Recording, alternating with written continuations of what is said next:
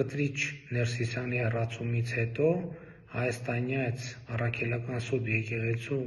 նորոգման իմ առաջարկած ճանապարհային քարտեզի երկրորդ A կետը նրա մասին է, որ եկեղեցու նոր կանոնագիրքը պետք է անդրադարձ ունենա հայաստանյաց առաքելական Սուրբ եկեղեցու հոգևորականի բարեվարկության կանոններին եւ դրանց պահպանման երաշխիքներին։ Սա չափազանց կարևոր է, որովհետեւ այսօր ըստ էության Հայաստանի Հանրապետությունում հոգևորականի բարեվարկության կանոններ գոյություն չունեն, այսինքն մենք չգիտենք, թե համաձայն եկեղեցու կարգի հոգևորականը իր ամենօրյա գործունեության եւ կյանքի մեջ ինչպիսի չափանիշների պետք է համապատասխանի։ Ընդ որում խոսքը վերաբերվում է թե ամուսնացյալ, թե կուսակրոն քահանաներին, ընդ որում ես կարծում եմ, որ նաև եպիսկոպոսաց դասը, հոգևոր դասը պետք է քննարկի եւ որոշման գա մի հարցում արդյոք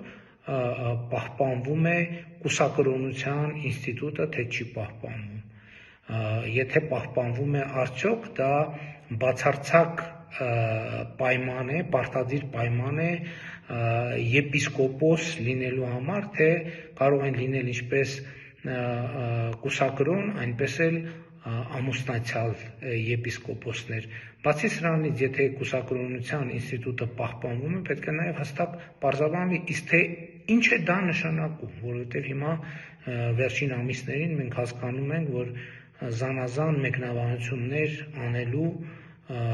փորձեր կան եւ պետք է հարցերին շատ հստակ պատասխան ունենալ։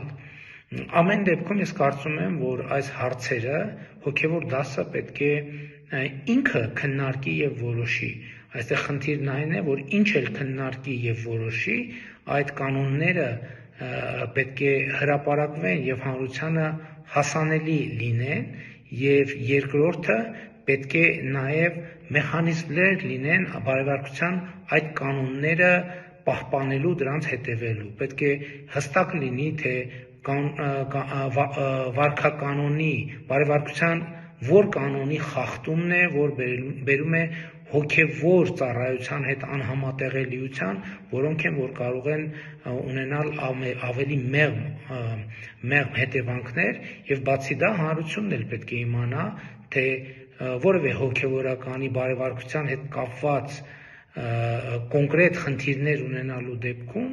փաստեր ունենալու դեպքում, որ մարմնում է, որ այդ փաստերը կարող է բարձրացնել եւ ստանալ հարցերի պատասխանները, ընդ որում սա վերաբերվում է թե անհատին, թե հանրությանը, որովհետև շատ հարցեր կան, որոնց պատասխանները պետք է հնչեն։ Ուզում եմ հիշեցնել, ես այսպիսով մեկնաբանում էի իմ առաջարկած ճանապարհային քարտեզի երկրորդ A կետը, հաջորդի մյուս կետերին նույնպես կանդրադառնա։